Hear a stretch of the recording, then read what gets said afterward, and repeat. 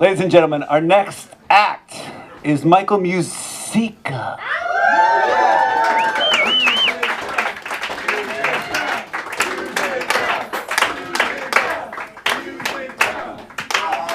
Don't blow it, Jerome. It's a surprise. It's okay. It doesn't matter. I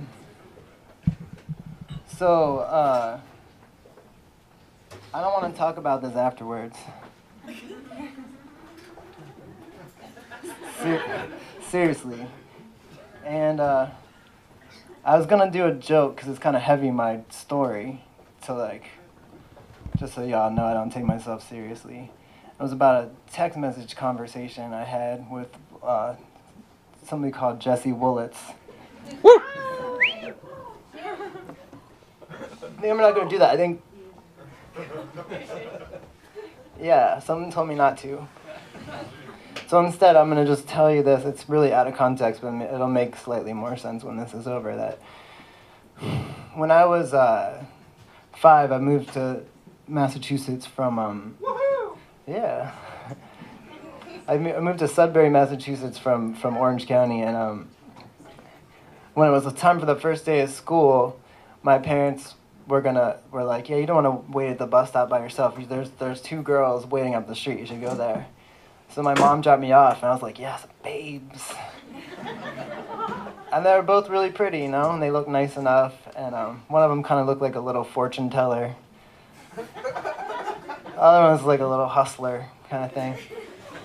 I was excited, but it turned out that it was like a weird fight club. They would just kick my ass every day. No, it's not awe. It was fun. Okay. Part 1, October 12th. The universe. My dad has really bad cancer, and I'm a terrible lover. I was back home where I grew up in Maryland recently, and my mom was all, you're going to have to seek professional therapy for this. This is going to be a very difficult time. I said, Mom, you know how I feel about therapists and astrologers and all that fortune-telling bullshit. She said, Michael, you talk about all the time how you haven't cried for 14 years. You know I love you, but let's admit you're a little bit emotionally retarded. You need to ask for help. I said, Mom, don't worry, I got this.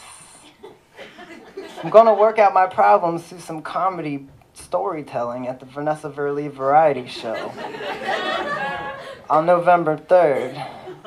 She said, Michael, you're so full of shit. You're a musician, not a stand-up comedian, storyteller.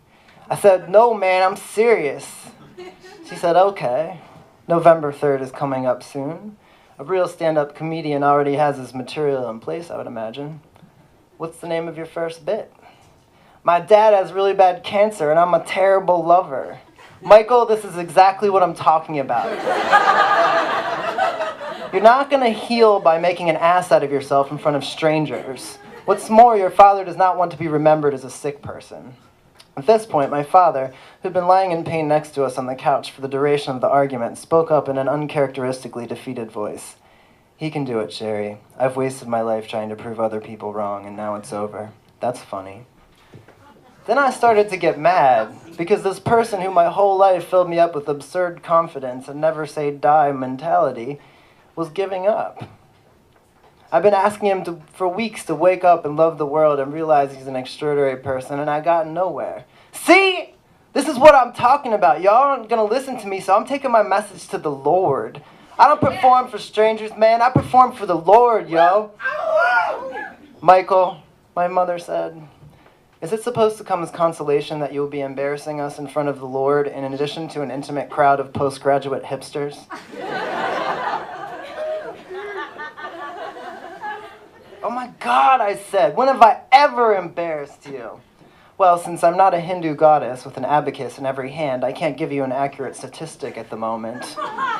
Besides, she continued, you don't believe in God anyway. Don't you remember when you hated going to Sunday school and you went on barefoot strike and mailed your shoes to the address on the Sally Struthers commercial? Then both her and my father started laughing, and I grabbed my shirt and went like this. See, I am funny. Y'all gonna feel it one way or the other. And I do believe in God. Jesus walked in the wilderness, not in some fluorescently lighted cultural Kool-Aid daycare service. All right then, Michael, she said, no longer laughing. Then honor thy father. Part 2, October 2012, San Francisco, California. Alice the Frenchie and Princess Frufrulala. Although I was a difficult child, I did often follow my parents' advice and still do. My mother told me to talk to a professional. And so, when I returned to San Francisco, I called up my friend Alice. She's not a therapist per se. She's a French lawyer working in America who goes to Burning Man. Accordingly, her bilingual, rigorously educated, rational mind also has room for the intellectual irresponsibility of New Age bacchanalianism, mysticism, masquerading as soul-searching. That to me seemed like a tidy enough analogy for what constitutes a psychologist in today's society. So with my mother's advice in mind, I went to see Alice. I told her that my dad had really bad cancer and I'm a terrible lover. And Alice is a very beautiful lady, and she looked me right in the eye when she gave me her therapeutical advice, and so I'm a little suspicious of how profound it seemed to me. Nonetheless, her words affected me very deeply. She said, Michael, whether you are trying to help your father or being a lover, you cannot go into the situation feeling as if you're responsible for the other person's experience. You are alive. There is pleasure and there is pain. It is not in your capability to create or fix it. Cast away your shame at succumbing to these feelings and be there when they happen. If you are able to do this fully, everyone will be better off. Yeah. You're very wise, Alice, I replied, and we toasted glasses and had a very nice evening. I went home late that night and stayed up later, pacing around my house, puzzling over Alice's words. The next morning I had to wake up early for my job as substitute for Fargon Elementary. On this day, my assignment was to take Miss Brayer's third grade class to a field trip to the Children's Garden in the Golden Gate Park. I arrived to school extremely sleep-deprived and hungover. It was a hot day, and I had to walk Miss Brayer's third graders a mile or so from the school to the garden in the park. My head hurt, and the spring in my step was more like a slinky. I had to hold my balls in order to make lateral movements. I was miserable. So I started to think about Alice's advice, which I'd condensed at this point to mean, just fully enjoy yourself and forget about the consequences. Shortly after coming to this realization, Zufei Zhao, who I call by the nickname Zuzu, asked me, Mr. MUSIKA, what's your real name? I said, Michael MUSIKA, what are you talking about, Zuzu? She said, no way, you say MUSIKA because you like music. Zuzu, that's my real name, man, I said. I'm not a man, she said. Whatever, yo, I replied, prepared to drop the subject. What's your middle name, then? Asked Zuzu. Princess Frufrulala, I responded with a lightning strike of genius. Zuzu laughed. No, he's not. Yeah, it is, man. Why you gotta argue all the time? Can we call you that? You have to.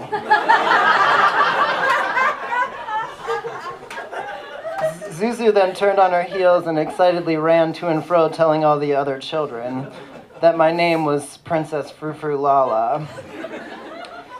I anticipated that this was going to be a problem, so as we crossed a crowded thoroughfare and entered a forest, I decided to circumvent the situation. Hush, children. Yes, it is I, the great Princess Frufrulala. I cannot hide it any longer. For this is Frufrulala Forest. Anywhere left in the world that is still wild is the land of Frufrulala. The creatures here know her name. And if you are with her, you will always be safe, so long as there is truth in your hearts, laughter in your spirits, and gentleness in your step. Also, do not complain about the hot weather. Drink water and enjoy it. The princess does not like wusses. Let us go forth and have the greatest day the forest has ever known. Princess Frufrulala has spoken. Let it be done. Yeah. The children laughed uproariously and followed me kindly in a pleasant trance the rest of the way to the Arboretum. When we arrived there, we were greeted by a moment of truth. The garden teacher came to greet us and told me her name was Miss Gretchen. She was an earnest-looking Native American young woman who had a bearing of integrity. Miss Gretchen smiled at the children, but not at me. "What is your name?" she said. A hush came over the children, and they balled their little fists in anticipation. I watched them for a moment with a mysterious expression on my face. Then I turned to Miss Gretchen. "I am Frufrulala. Princess Frufrulala." The children all laughed, and Miss Gretchen did not. On the contrary, she seemed rather put off. All the same, we followed her into the children's garden and did a great job on the field trip. The kids did carefully rendered illustrations of flowering plants and gently collected insects to put in the compost pile. They took their lunch in complete silence, at Miss Gretchen's request, so we could listen to the sounds of birds and red-legged frogs. When it was time to leave, Miss Gretchen thanked the children for being wonderful gardeners and asked if we had any questions. I quickly raised my hand, and Miss Gretchen begrudgingly called on me. "What's that for?" I asked, pointing at what looked like a giant decapitated crucifix made of PVC pipe, with grip tape wound meticulously around the place to strap the outstretched arms. "It's a hawk perch," Miss Gretchen answered, sighing sadly in resignation. "I built it over a year ago, but no hawk has ever come." Now, I'm not making this up. I'm really not making this up. A moment later, I saw a hawk circling overhead.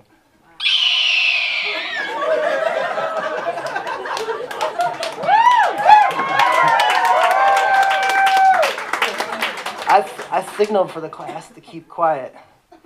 Then I pointed out the hawk and gently whispered, "Look." And slowly the hawk descended and landed on the PVC crucifix. And for a magical minute that seemed like a month, the hawk watched us and we watched the hawk. Then it flapped its wings and returned to the sky. Then I said, "Come, children. Frufrulala's work is done here."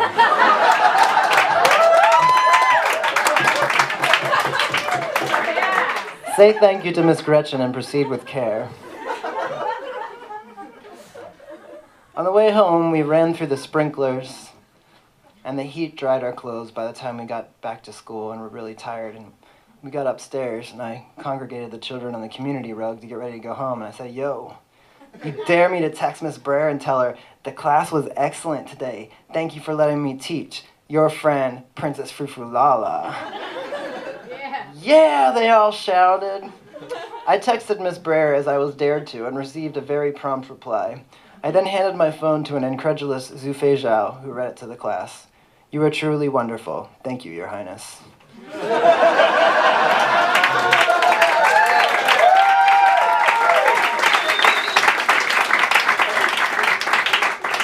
Thank you guys so much. I'll try to speed it up so it's time to go home.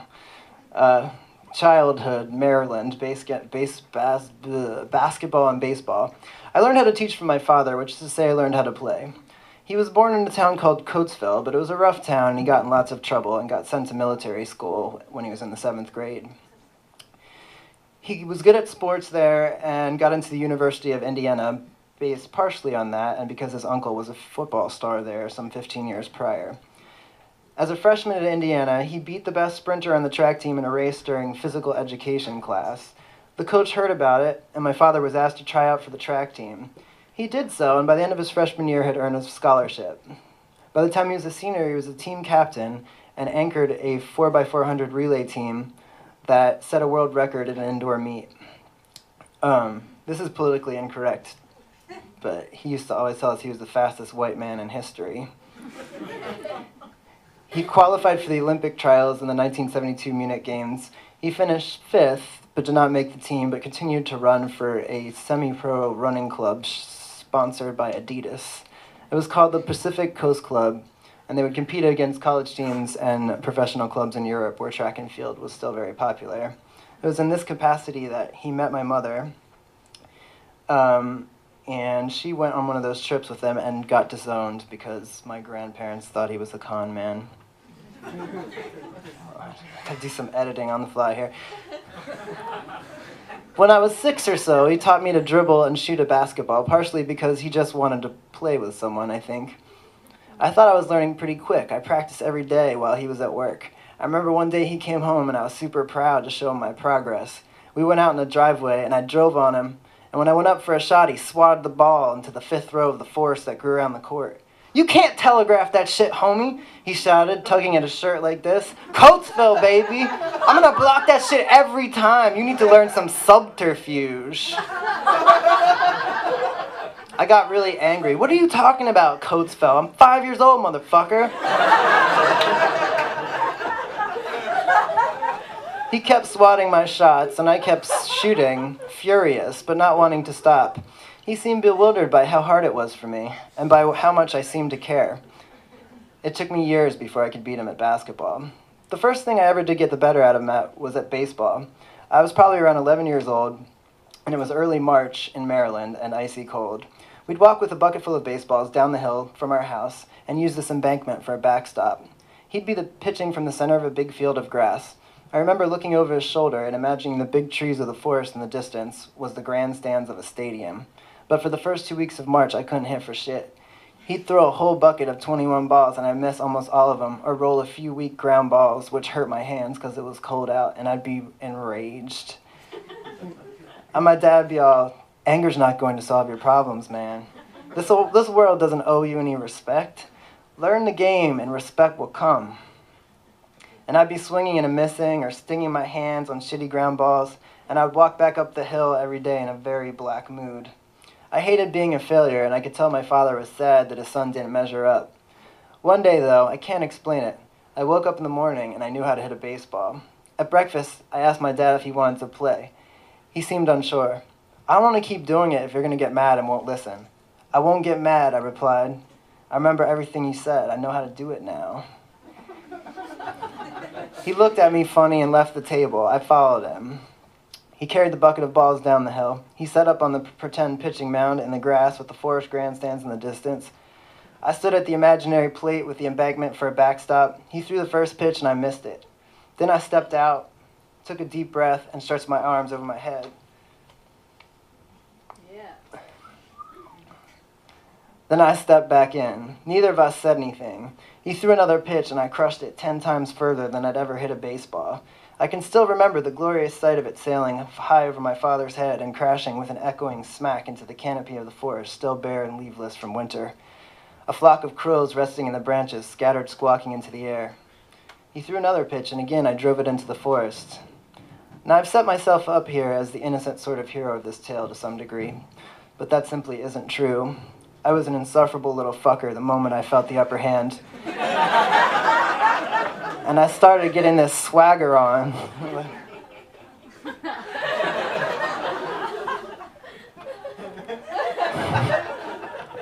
And I hit all the rest of the balls into the forest until finally he got the 21st one out of the bucket. He's like, "This is the last ball."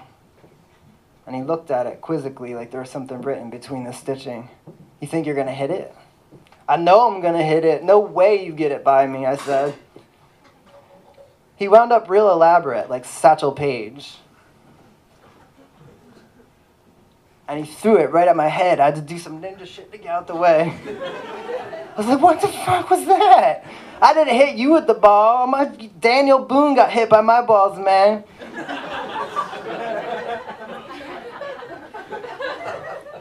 In Coatesville, he said, "That's a sign of respect."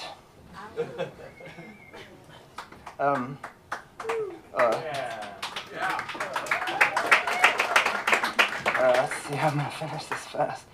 I got real good at baseball real fast. I tore it up on the local rec league circuit, but I wasn't the best player in town. The best player, far and away, was Brendan McKinney. His little brother Ryan, who we called the Fat Man, was really good too. An incredible natural talent, but he was too lackadaisical to be as good as Brendan. All three of us became best friends. We was always on the same baseball, basketball, and soccer teams every year. Brendan and Ryan was raised mainly by a single mom named Peggy McKinney. This is worth mentioning because they didn't call her mom. They called her Peggy McKinney. "Peggy McKinney," Brendan would ask, "can me and the Fat Man stay over MUSIKA's after baseball?" "Yes, Brendan," she would say. "Behave yourselves." So my dad would drive all three of us home from games pretty often. If the fat man made a flaky blunder during the game, we used to make him ride home in the trunk. But if he played good, we let him ride shotgun, and he'd get my dad to tell us a Woody Guthrie story. They was called Woody Guthrie stories because my dad would tell them in the third person and refer to himself as Woody Guthrie. This was because my mom and Peggy McKinney knew we looked up to my dad and feared if we heard all the scandalous shit Woody Guthrie had been up to, we'd turn out to be criminals. The fat man's favorite Woody Guthrie stories were the hitchhiking tales, of which were there many, and the best of the hitchhiking stories was called Woody Rises from the Grave.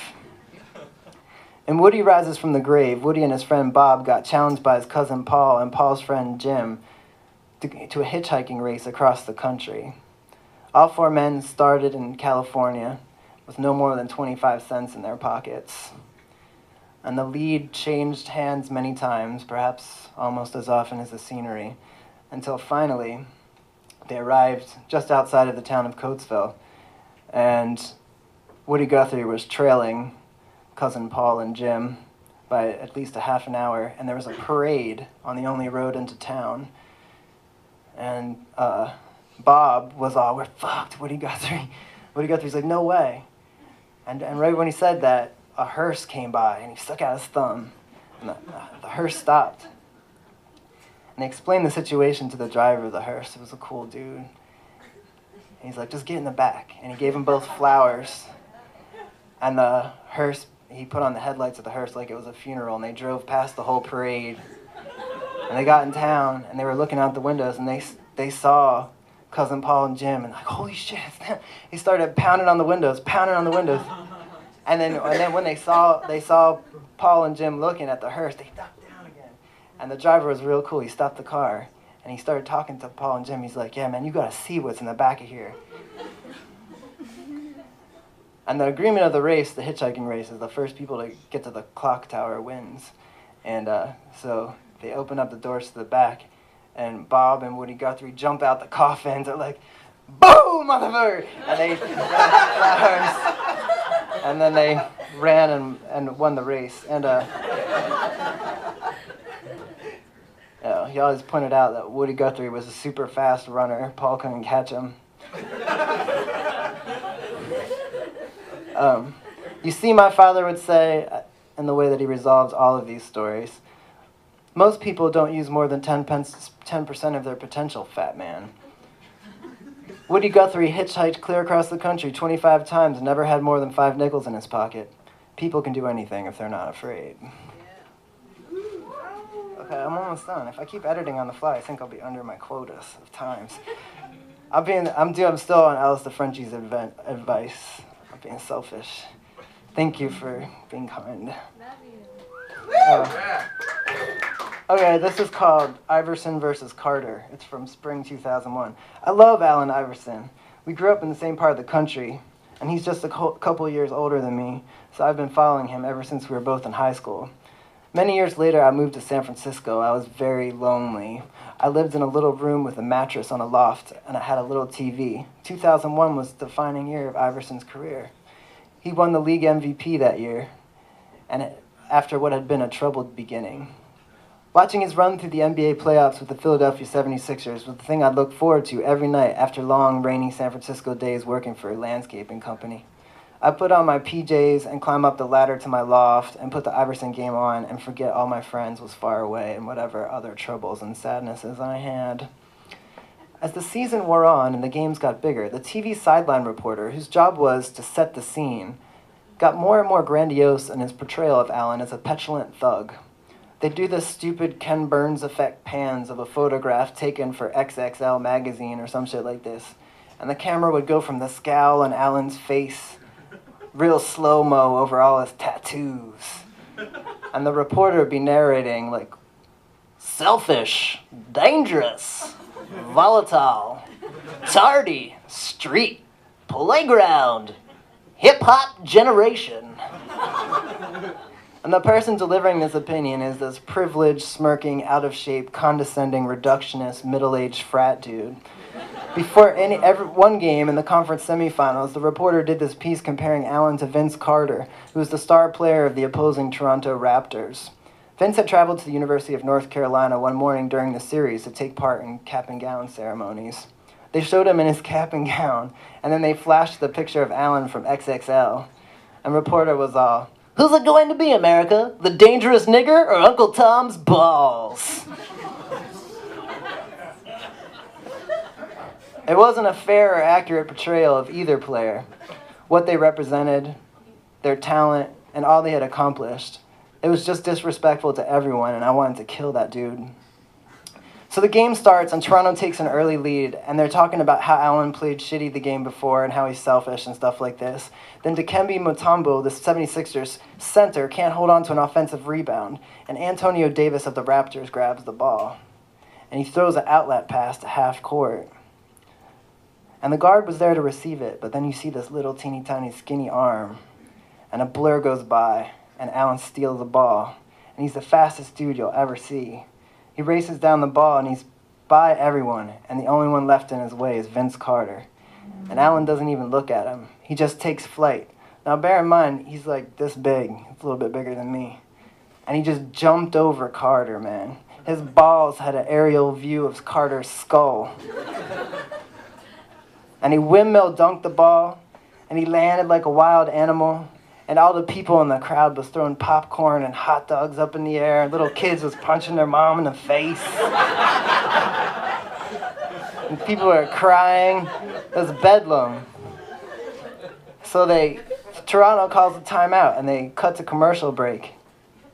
And they do a slow motion shot of Iverson running down the court after he dunked the ball, and he runs by that reporter. And slow motion he goes. So I called up my dad, and he answered in like half a ring. I said, "Oh my God, did you see that shit? I love the earth!"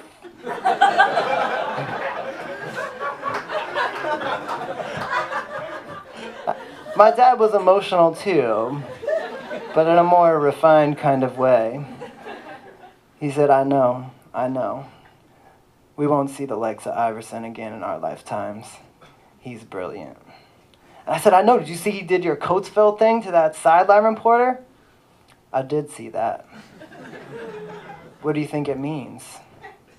"I think it means that reporter is a bitch," I said.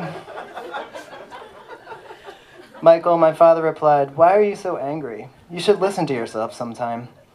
I don't think Allen did that for the reporter's eyes at all. One day when you're older, you'll understand."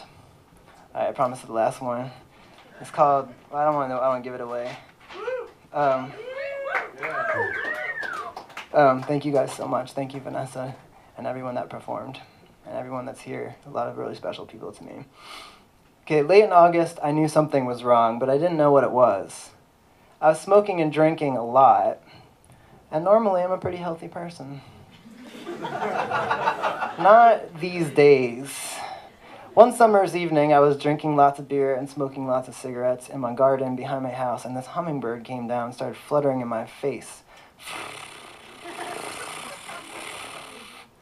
I shooed it away, drunkenly, but it kept fluttering in my face. Aggravated, I got up and left through the bamboo gate and walked down to the ocean. And there was dolphins in the water, and little kids was flying kites, and surfers was pointing at the horizon, and pelicans was flying by overhead. And I just walked by like a monster. I walked up the hill past the cliff house, and I got into the Lincoln Park. It's a beautiful bunch of cypress trees on a cliff over above the bay, and there was all these little raccoon family, like a cartoon totem pole, all like looking at me, and I was like, they scattered into the bushes, and I staggered along, stupid everything. And I sat down, and I was like, what the fuck is wrong with you? Why are you acting like this? And I covered my face. And after a long period of time, I felt like somebody was watching me. And the sun had went down, and nobody was around, you know. And I looked up and there was a coyote standing like right by the piano. And it picked up its paw like this. And I turned around to face the coyote. I didn't say nothing. And it came closer to me. I still didn't say anything. And it came like right in front of me. I was kneeling on the ground and started pawing the ground right in front of me. I felt his breath on my face. It looked right in my eyes. And I started to cry, man. It was weird. And I was all embarrassed, you know? I was like, man, fuck you, coyote. Think you can make me cry?